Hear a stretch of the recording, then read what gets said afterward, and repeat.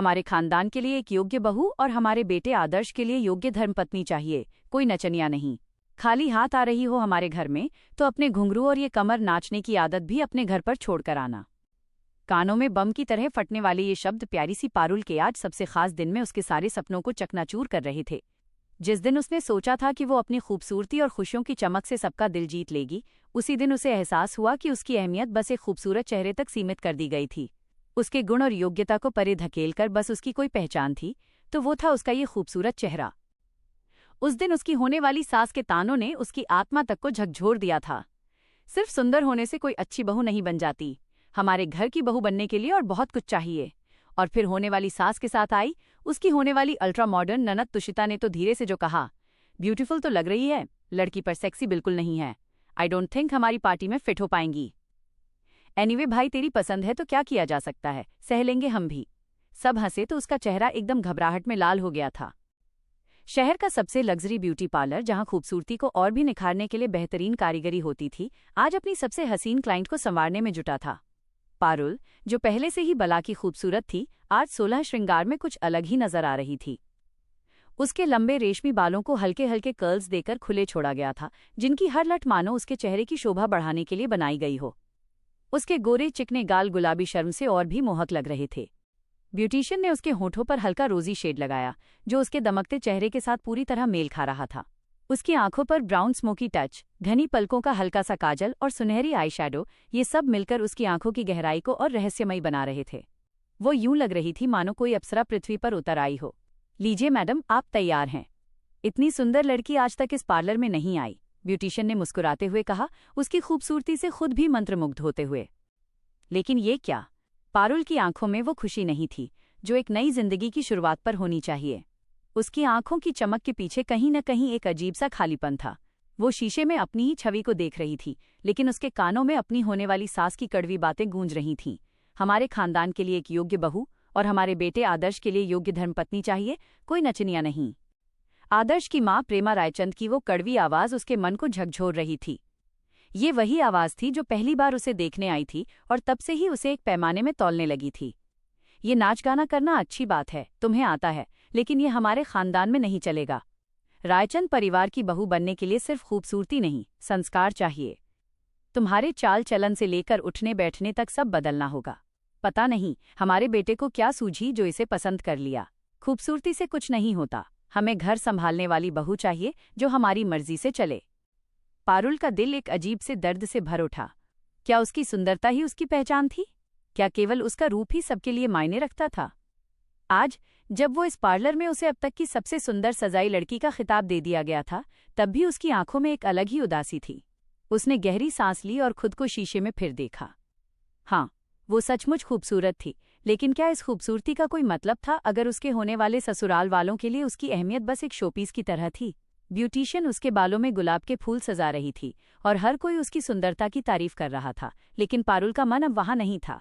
उसने एक आखिरी बार अपनी आंखों में काजल को ठीक किया और अपने होठों को हल्के से दबाया। शाम का समय था। आसमान सिंदूरी रंग में रंगा हुआ था। हल्की ठंडी हवा चल रही थी जो पारुल की जुल्फों से खेल रही थी। शहर के सबसे प्रतिष्ठित ब्यूटी पार्लर से जब वो बाहर निकली तो राह चलते लोगों की नजरें ठहर गईं। उसकी दूधिया रंगत पर गोल्डन लाइट का हल्का सा प्रतिबिंब उसे और भी आकर्षक बना रहा था। काले घने बाल उसकी पीठ पर खुले हुए थे और उसकी चाल में एक अजीब सा नशा था। हर कोई ठहर कर उसे देख रहा था। पास खड़े दो युवकों ने एक दूसरे को हल्की कोहनी मारी। भाई, ये लड़की कोई हूर है क्या? लगती तो ऐसी ही है। खुदा की सबसे खूबसूरत कृति। जो भी इसे पाएगा वो सच में लकी होगा। पारुल ने हल्की मुस्कान के साथ नजरें झुका लीं। उसका दिल तेजी से धड़कने लगा।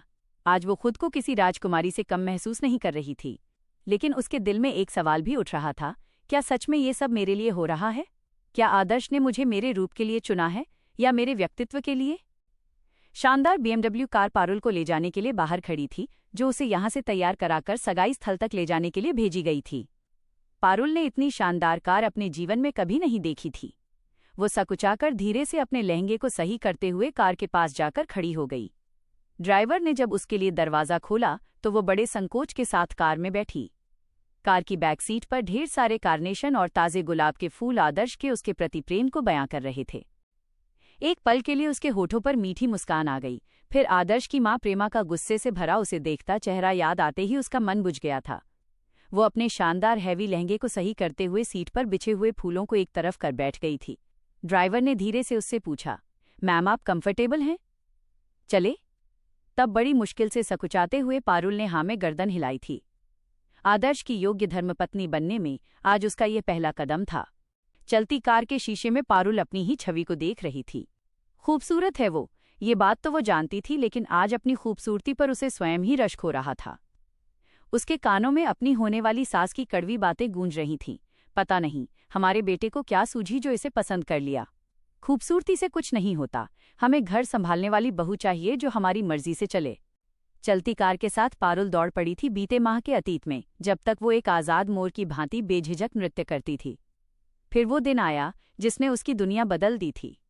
इंटरमीडिएट की पढ़ाई कर रही पारुल मात्र 18 साल की थी, लेकिन उसकी सुंदरता ऐसी थी कि देखने वाला बस देखता ही रह जाए। उसकी त्वचा इतनी पारदर्शी और कोमल थी कि जैसे चांदनी की दूधिया रोशनी में कोई कांच का टुकड़ा झिलमिला उठे। उसकी बड़ी बड़ी आंखें किसी गहरे समंदर की तरह थीं, जिनमें उतरकर कोई भी खो सकता था। लंबी घनी पलकें जब झपकतीं तो लगता जैसे हवा में कोई हल्की सी लहर दौड़ गई हो। वो बेहद मासूम थी, छोटी छोटी बातों पर सहम जाने वाली, लेकिन उतनी ही सरल और स्नेहिल। उसकी आवाज में कोयल की मधुरता थी और उसका व्यवहार किसी नर्म कोमल फूल सा। लेकिन जब वह नृत्य करती तो मानो उसकी आत्मा किसी और ही लोक में विचरण करने लगती। हर भाव, हर मुद्रा इतनी सजीव होती कि देखने वाले मंत्रमुग्ध हो जाते। पारुल की सुंदरता इतनी मोहक थी कि जो भी लड़का उसे देखता उसकी नजरें वहीं ठहर जातीं। दूध जैसी गोरी त्वचा, बड़ी बड़ी काली आंखें और घनी पलकें, मानो कोई परी धरती पर उतर आई हो। उसकी मासूमियत और सादगी में एक अलग ही आकर्षण था जो किसी को भी उसकी ओर खींच लेता। कई लड़के उसे देखते ही दीवाने हो जाते और सोचते, इतनी खूबसूरत लड़की हकीकत में कैसे हो सकती है। वे किसी बहाने से उसके करीब जाने की कोशिश करते, उससे बातें करने का मौका तलाशते। लेकिन पारुल की सहेलियां उसकी सबसे बड़ी रक्षक थीं। जैसे ही कोई लड़का उसके आसपास भटकता, वे तुरंत सतर्क हो जातीं, किसी को सीधे ताने मारतीं, अरे तुम जैसी औकात नहीं रखते कि पारुल से बात कर सको, तो किसी को हंसी ठिठोली में उड़ा देतीं, भैया सपना देखना छोड़ दो, पारुल तुम्हारे नसीब में नहीं है। बेचारे लड़के शर्मिंदा होकर पीछे हट जाते, लेकिन दिल से पारुल को भूल नहीं पाते। पारुल इन सब बातों से बेपरवाह रहती। जब उसकी सहेलियां लड़कों को टोकतीं तो वो बस हल्के से मुस्कुराती और शर्म से नजरें झुका लेती। उसकी यही मासूमियत उसे और भी अनोखा बना देती, जिससे हर कोई उसे पाने का ख्वाब देखने पर मजबूर हो जाता। पारुल की सुंदरता का जादू सिर्फ लड़कों तक ही सीमित नहीं था, उसकी सहेलियां भी उसकी नर्म और कोमल त्वचा की दीवानी थीं। जब भी वे उसके पास बैठतीं, उसकी गोरी दूध जैसी पारदर्शी त्वचा को हल्के से छूतीं और चुटकी लेतीं। यार तुझे छूने में ही इतना अच्छा लगता है, लड़के तो तुझे छूकर बावले हो जाएंगे। किसी की उंगलियां उसकी मुलायम हथेलियों पर फिसलती तो कोई उसकी बाहों पर हल्की थपकी देकर हंसती, तेरी स्किन तो रेशम से भी ज्यादा मुलायम है, जैसे किसी गुड़िया की। पारुल उनकी बातों से लाल हो जाती, अपनी घनी पलकों को झपकाते हुए शर्म से मुस्कुराती और मीठी डांट देती, हट पगली फालतू की बातें मत कर। लेकिन उसकी हिचकिचाहट में भी एक मीठा आकर्षण था जो उसकी सहेलियों को और चिढ़ाने के लिए उकसाता। वे फिर खिलखिलाती, अरे तू तो सच में शर्मा गई, लगता है तुझे भी कोई खास पसंद आ गया है। पारुल झेपकर अपनी किताबों में मुंह छिपा लेती, लेकिन उसकी आंखों की चमक बता रही थी कि कहीं न कहीं इन छेड़छाड़ भरी बातों में एक अनकही सच्चाई छिपी थी। स्कूल का वार्षिकोत्सव आने वाला था और पूरे स्कूल में एक उत्साह का माहौल था। हर कोई अपनी अपनी प्रस्तुतियों की तैयारी में व्यस्त था। इस बार का उत्सव और भी खास था क्योंकि स्कूल के मुख्य ट्रस्टी रायचंद जी स्वयं मुख्य अतिथि के रूप में पधार रहे थे। प्रिंसिपल मैडम चाहती थी कि इस आयोजन में कोई भी कमी न रह जाए, खासकर स्वागत समारोह में। इसलिए उन्होंने नृत्य प्रस्तुति के लिए स्कूल की सबसे बेहतरीन नृत्यांगना को चुना। पारुल को ऑफिस में बुलाया गया। वो धीमे कदमों से अपनी हल्की गुलाबी साड़ी के पल्लू को संभालती हुई अंदर आई। उसकी बड़ी बड़ी आंखें हमेशा की तरह शांत और गंभीर थीं और उसकी लंबी घनी पलकों की छांव में एक अलौकिक सौंदर्य झलक रहा था। प्रिंसिपल मैडम ने मुस्कुराते हुए कहा, पारुल, इस बार के वार्षिक उत्सव में तुम्हें विशेष नृत्य करना है। हमारे स्कूल के मुख्य ट्रस्टी रायचंद जी आ रहे हैं और हम चाहते हैं कि उनका स्वागत भव्य तरीके से हो। तुम जानती हो, तुम्हारा नृत्य किसी जादू से कम नहीं होता। जब तुम मंच पर होती हो तो हर कोई मंत्रमुग्ध हो जाता है। पारुल ने अपनी घनी पलकें ऊपर नीचे की और हल्के से मुस्कुराई। उसकी ये सहज मुस्कान मानो फूलों के खिलने जैसी थी। उसने अपनी पतली और कोमल उंगलियों को आपस में जोड़ा और सिर हल्का सा झुकाते हुए कहा, मैं कोई कमी नहीं रहने दूंगी मैडम। उसकी आवाज में आत्मविश्वास था, लेकिन साथ ही उसमें एक मधुरता भी थी जो सुनने वाले के कानों में मिश्री घोल दे। प्रिंसिपल मैडम उसकी संजीदगी और सरलता पर मुग्ध थीं। उन्होंने कहा, सच कहूं पारुल, जब तुम सामने खड़ी होती हो तो मन करता है तुमसे बातें करती रहूं। तुम्हारी उपस्थिति में एक अलग ही शांति होती है, एक आकर्षण जो शब्दों से परे है। पारुल ने हल्की सी झुककर प्रिंसिपल मैडम का अभिवादन किया और मुस्कुराकर बाहर निकल गई। लेकिन उसकी मुस्कान के पीछे एक अलग ही दुनिया थी, एक ऐसी दुनिया जिसे सिर्फ वही समझ सकती थी। पारुल गरीब घर की लड़की थी, जिसके पापा आलोक आटा चक्की चलाते थे और माँ शोभा सिलाई करती थी, पर सिलाई अच्छी न होने के कारण उसमें खास कमाई नहीं हो पाती थी। घर में तंगहाली का माहौल था। 3 बहनों में पारुल मंझली लड़की थी। कम कमाई के कारण घर में किचकिच रहती थी और अक्सर छोटी छोटी बातों पर परेशानियां बढ़ जाती थीं। शोभा दिन भर मशीन पर झुकी रहती, लेकिन मुश्किल से ही घर का खर्च ठीक से चल पाता। ऐसे में 3 बेटियों की जिम्मेदारी उसे और भी भारी लगती। एक शाम पारुल किताब लिए चुपचाप अपनी माँ के पास बैठी थी, जबकि शोभा सिलाई कर रही थी। कमरे में एक अजीब सा सन्नाटा था, जिसे सिर्फ सिलाई मशीन की आवाज तोड़ रही थी। अचानक शोभा ने गहरी सांस ली और पारुल की ओर देखा। पता नहीं पारुल, भगवान ने मेरी किस्मत में ऐसा घर क्यों लिखा? तुम्हारे पापा की चक्की से बस 2 वक्त की रोटी का इंतजाम हो पाता है और मेरी सिलाई से जैसे तैसे तेल नमक आ जाता है। अगर मेरे घर एक लड़का होता तो शायद हमारी जिंदगी कुछ और होती। पारुल मुस्कुरा दी। माँ, आप ऐसा क्यों सोचती हैं? क्या लड़कियां मेहनत नहीं कर सकती? मैं भी तो हूँ, मैं भी कुछ कर लूंगी। शोभा ने रूखे स्वर में कहा, तुम कर भी लो, लेकिन समाज को कौन समझाएगा?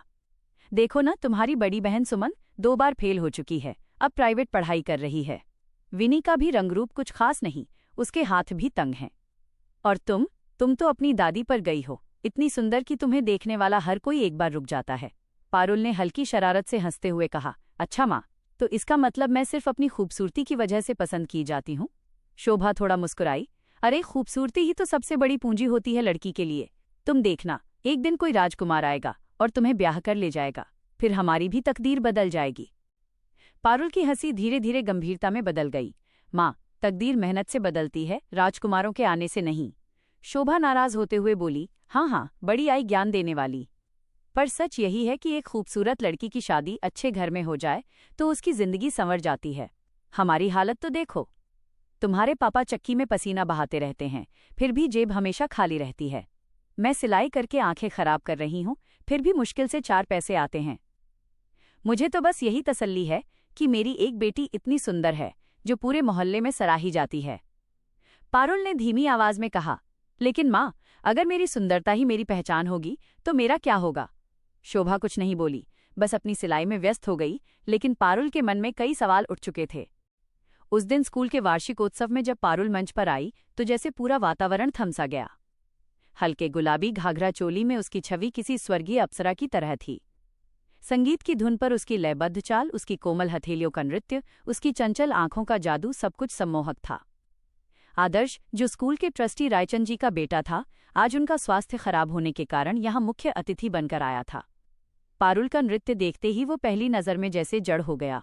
उसने बहुत कुछ देखा था, बहुत से नृत्य भी, लेकिन पारुल की सुंदरता और कला ने उसे पूरी तरह मोह लिया था। उसकी हर अदा में एक अलौकिक आकर्षण था जिससे वो नजरें नहीं हटा पा रहा था। यह सम्मोहन था या कुछ और, उसे खुद भी नहीं पता चला। आदर्श 28 वर्ष का एक समझदार और सफल व्यक्ति था, लेकिन जब उसने पहली बार 18 वर्षीय पारुल को मंच पर उतरते देखा तो उसकी हर अदा ने उसे जकड़ लिया। उसकी कोमल भाव भंगिमाएं और घनी पलकों की झपकन ने आदर्श के मन में एक अजीब सी तृष्णा जगा दी। उसकी कमसिन उम्र और मासूम हंसी ने उसे ऐसा दीवाना बनाया कि उसे ये एहसास होने में जरा भी देर नहीं लगी कि वो पारुल पर पूरी तरह से मोहित हो चुका है। उस रात आदर्श की आंखों से नींद गायब थी। उसके मन में सिर्फ एक ही ख्याल घूम रहा था, मुझे पारुल से ही शादी करनी है। वो जानता था कि उम्र का फासला बड़ा है, लेकिन उसके दिल ने यह स्वीकार करने से इनकार कर दिया। पारुल मेरी होगी, किसी भी हाल में, उसने खुद से कहा। उसके मन में ये विचार पूरी तरह जम चुका था कि वो पारुल को अपनी पत्नी बनाएगा, चाहे इसके लिए उसे कुछ भी करना पड़े। आदर्श की आंखों में नींद नहीं थी। रात के तीसरे पहर में भी वो जाग रहा था। खिड़की के पास बैठा चांद की हल्की रोशनी में अपनी हथेलियों को देख रहा था, जैसे उनमें किसी का अक्स बस गया हो। उसकी सोच की दुनिया में सिर्फ एक चेहरा था, पारुल। उसकी आंखें गहरी काजल से सजी, जैसे किसी रहस्य को छुपाए हुए हों। उसकी मुस्कान हल्की, शर्मीली और इतनी मासूम कि किसी का भी दिल मोह ले। जब वो हंसती थी तो उसके गालों में हल्के से डिंपल पड़ते थे, और जब उसकी जुल्फें चेहरे पर बिखरती थीं तो लगता था जैसे हवा भी उसे छूने को बेकरार हो। क्या ये मुमकिन है कि कोई इतना हसीन हो? आदर्श ने खुद से पूछा।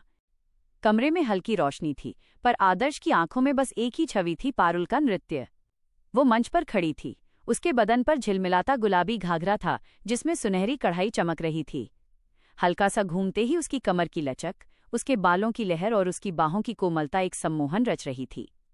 पायल की झंकार जैसे दिल की धड़कनों से तालमेल बिठा रही थी।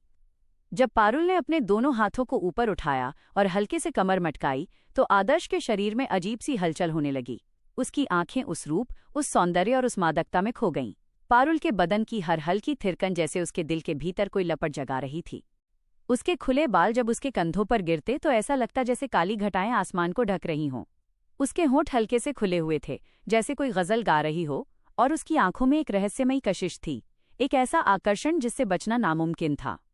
नृत्य करते हुए जब उसने अपने घाघरे को घुमाया तो उसकी पतली कमर हल्का सा लहराई। उसके पांव की हर थिरकन आदर्श के दिल पर दस्तक दे रही थी। उसकी सांसें तेज होने लगीं। उसने खुद को संयमित करने की कोशिश की, पर पारुल का वो रूप उसके दिमाग में किसी नशे की तरह घुल रहा था। आदर्श ने महसूस किया कि उसका पूरा वजूद उस नृत्य में खोता जा रहा है। उसे अब ये तय करना ही था, उसे पारुल चाहिए, हर हाल में। पूरी रात जागने के बाद उसने सोच लिया था कि वो आज सुबह नाश्ते की टेबल पर सबसे पहले पारुल के साथ अपनी शादी की बात करेगा, सीधे और स्पष्ट फैसले के रूप में। पर जरा ठहरिए, उससे पहले एक नज़र आदर्श की फैमिली पर, जहां पर पारुल को अपने सारे सपनों को अपनी आंखों में लिए आना था। दिल्ली के पॉश इलाके में स्थित रायचंद विला किसी महल से कम नहीं था। ऊंची दीवारों से घिरी हुई इस कोठी में हर सुविधा मौजूद थी, संगमरमर के फर्श, विदेशी झूमर और हर कोने में लगे कीमती शोपीस। रायचंद परिवार सिर्फ एक नाम नहीं बल्कि एक ब्रांड था। आदर्श के पिता उत्कर्ष रायचंद इस साम्राज्य के कर्ता धर्ता अपने पिता बलवंत राय की होटल श्रृंखला को एक इंटरनेशनल ब्रांड में बदल चुके थे। अब वो देश के सबसे बड़े उद्योगपतियों में से एक थे, धार्मिक प्रवृत्ति के एक सीधे साधे सरल व्यक्ति। उनकी पत्नी प्रेमा रायचंद ठीक उनके विपरीत थीं। हाई सोसाइटी की चकाचौंध भरी दुनिया की रानी, फैशन और पार्टियों में उनकी जान बसती थी। सुबह का पहला काम था ब्यूटी स्पा जाना और फिर अपने सोशल क्लब की गॉसिप में लग जाना।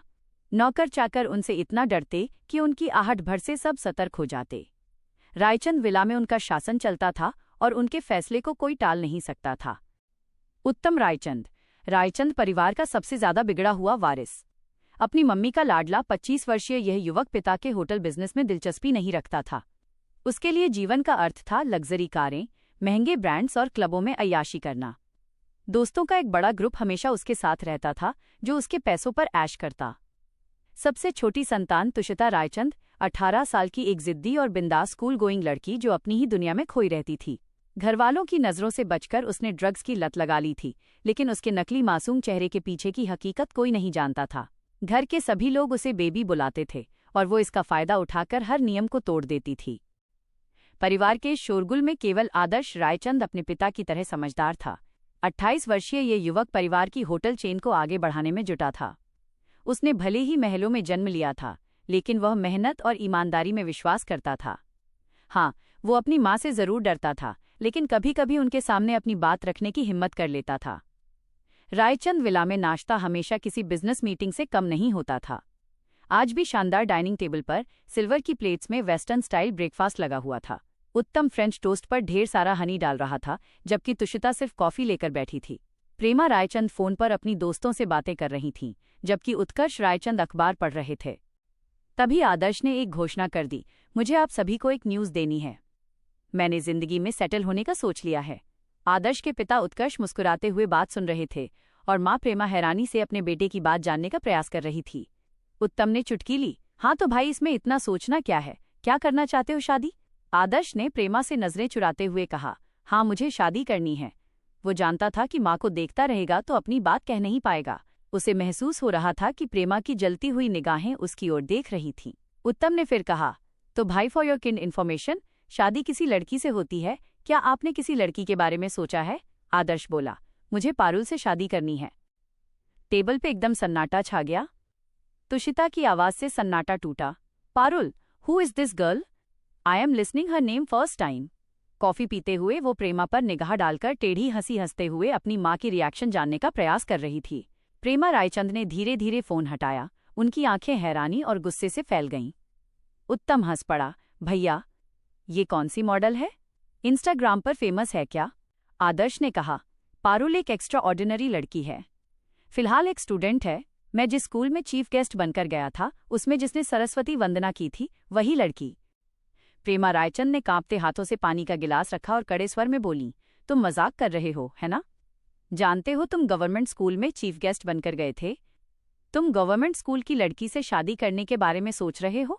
और स्कूल की लड़की, जानते हो तुमसे कितनी छोटी होगी? दिमाग तो ठीक है तुम्हारा? आदर्श ने जवाब दिया, हाँ, छोटी तो है, पर मुझे इन सब बातों से कोई फर्क नहीं पड़ता। मैं बहुत सीरियस हूं माँ। मैं पारुल से शादी करना चाहता हूं। उत्तम ने मजाकिया अंदाज में कहा। ओह, तो भैया को एक पुअर इंडियन ट्रेडिशनल लड़की पसंद आ गई। वेरी इंटरेस्टिंग, तुषिता ने नाक चढ़ाई। ओह माय गॉड, भैया please don't be so cheap. एक आम लड़की, यू। प्रेमा रायचंद अपनी जगह से खड़ी हो गई। तुम पागल हो गए हो आदर्श। तुम जानते हो हम कौन हैं? हम रायचंद हैं। हम एयर होस्टेस, इंडस्ट्रियलिस्ट, मॉडल्स या फिल्म स्टार्स से शादी करते हैं, किसी लोअर मिडिल क्लास लड़की से नहीं। आदर्श ने गहरी सांस ली। माँ, मैं पारुल को पसंद करता हूँ। उसका दिल बहुत अच्छा है। वो बहुत मासूम और भोली है। एक बार उसे आप देख लेंगे तो आप भी उससे प्यार करने लगेंगी। प्रेमा चिल्लाई, oh shut up, don't talk like a rubbish guy. तुम्हारे टेस्ट को क्या हुआ है? काम करते करते क्या तुम अपना दिमाग तो नहीं खो बैठे हो? मैं तुम्हारे पापा से कहती हूँ, तुम पर काम का बर्डन न डालें। ऐसा करो, कुछ दिनों के लिए पेरिस घूम आओ। कुछ दिन फॉरेन की हवा खाओगे तो ऐसी फालतू की बात करना बंद कर दोगे।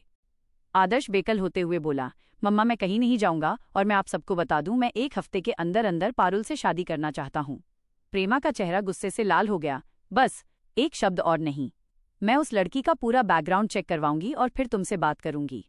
लेकिन तब तक तुम ये बकवास भूल जाओ। उन्होंने अपने पति से कहा। आप कैसे चुप बैठे हैं? अपने बेटे से कुछ क्यों नहीं कहते? उत्कर्ष ने मुस्कुराते हुए कहा, मुझे अपने बेटे पर पूरा भरोसा है। अगर उसे कोई लड़की पसंद आई है तो उसमें कुछ बात होगी जरूर। हम जब मिलेंगे तभी पता चलेगा। पत्नी की बात सुनकर वो वहां से चले गए, क्योंकि जानते थे कि बहस करने पर प्रेमा और नाराज हो जाएंगी। आदर्श का स्वर सख्त था। अगर मैं भूलना चाहता तो ये बात आपके सामने कभी नहीं रखता। प्रेमा ने कहा, ये बात अभी खत्म कर दी जाए। वो गुस्से में उठकर चली गईं। उत्तम और तुषिता एक दूसरे को देखकर हंस रहे थे। आदर्श ने चुपचाप नाश्ता किया और उठ गया। तुषिता ने उत्तम से कहा, तुम्हें नहीं लगता है भाई थोड़ा पागल हो गया है? उत्तम ने हंसकर कहा, पागल नहीं हुआ है, प्रेम में पागल हुआ है। दोनों भाई बहन दांत फाड़कर हंसने लगे। दिन भर आदर्श ने कुछ नहीं खाया और ऑफिस भी नहीं गया। शाम होते होते उसकी तबीयत बिगड़ने लगी। जब नौकरों ने बताया कि उसे चक्कर आ रहे हैं तो प्रेमा को चिंता हुई। वो उसके कमरे में गई। आदर्श बैठा था, चेहरा उतरा हुआ। प्रेमा ने कहा, देखो आदर्श, मुझे समझने दो कि वो लड़की कौन है। मैं खुद मिलूंगी उससे। अगर मुझे वो ठीक लगी तो फिर देखते हैं। आदर्श ने आंखें उठाईं। सच माँ? प्रेमा ने सिर हिलाया। उन्हें अब भी विश्वास था कि मिलकर वो आदर्श को इस रिश्ते से दूर कर लेंगी। लेकिन उन्हें क्या पता था कि पारुल से मिलना उनके लिए एक नया अध्याय खोलने वाला था। अगले दिन प्रेमा रायचंद अपनी चमकती मर्सिडीज से पारुल के घर के सामने पहुंची। तंग गलियां और आटा चक्की का शोर देखकर उनके चेहरे पर घृणा के भाव साफ थे। जैसे ही वो पारुल के छोटे से घर में दाखिल हुईं, पारुल की सादगी और मासूमियत देख वे एक पल को ठिठक गईं। लेकिन अपने अहंकार को संभालते हुए उन्होंने पारुल के माता पिता के सामने शादी का प्रस्ताव रखा, जो उनके लिए किसी चमत्कार से कम नहीं था। शादी तय हो गई, लेकिन प्रेमा ने शर्त रखी कि पारुल को उनकी मर्जी के अनुसार ढलना होगा। पारुल के लिए ये सुनहरा पिंजरा था। सगाई के दिन जब वो लग्जरी कार में बैठकर रायचंद विला पहुंच रही थी, उसके मन में द्वंद्व चल रहा था। एक तरफ वैभव था तो दूसरी तरफ उसकी अपनी पहचान, उसका नृत्य। विशाल हॉल में सगाई का समारोह शुरू हुआ। आदर्श पारुल को देखते ही मंत्रमुग्ध हो गया। उसने पारुल का हाथ थामकर धीरे से कहा, तुम आज दुनिया की सबसे खूबसूरत लड़की लग रही हो। लेकिन पास ही खड़ी प्रेमा और तुषिता की तिरछी निगाहें पारुल को काट रही थीं। संगीत बजा और तुषिता ने जानबूझकर पारुल को मंच पर खींच लिया, ये सोचकर कि वो घबरा जाएगी। मंच पर खड़े होकर पारुल को अपनी सास के वे शब्द याद आए, घुंघरू घर पर छोड़कर आना। उसने एक बार आदर्श की ओर देखा, जिसकी आंखों में भरोसा था, और फिर अपनी सास की ओर, जिनके चेहरे पर चुनौती थी। पारुल ने अचानक संगीत की धुन पर थिरकना शुरू कर दिया। उसकी कला में वो आग थी कि पूरा हॉल तालियों से गूंज उठा। उसने अपनी खूबसूरती से नहीं, बल्कि अपने हुनर से सबका दिल जीत लिया। आदर्श मंच पर आया और सबके सामने पारुल का हाथ चूमते हुए बोला, माँ, पारुल की खूबसूरती सिर्फ चेहरे में नहीं, उसकी आत्मा और उसकी कला में है, और मुझे गर्व है कि ये मेरे घर की बहू बनेगी। प्रेमा रायचंद का सिर पहली बार शर्म और गर्व के मिले-जुले भाव से झुक गया। उन्हें समझ आ गया कि पारुल सिर्फ एक सुंदर चेहरा नहीं, बल्कि एक स्वाभिमानी व्यक्तित्व है। रायचंद विला की वो शाम एक नई शुरुआत की गवाह बनी, जहां खूबसूरती और संस्कारों का अद्भुत मिलन हुआ।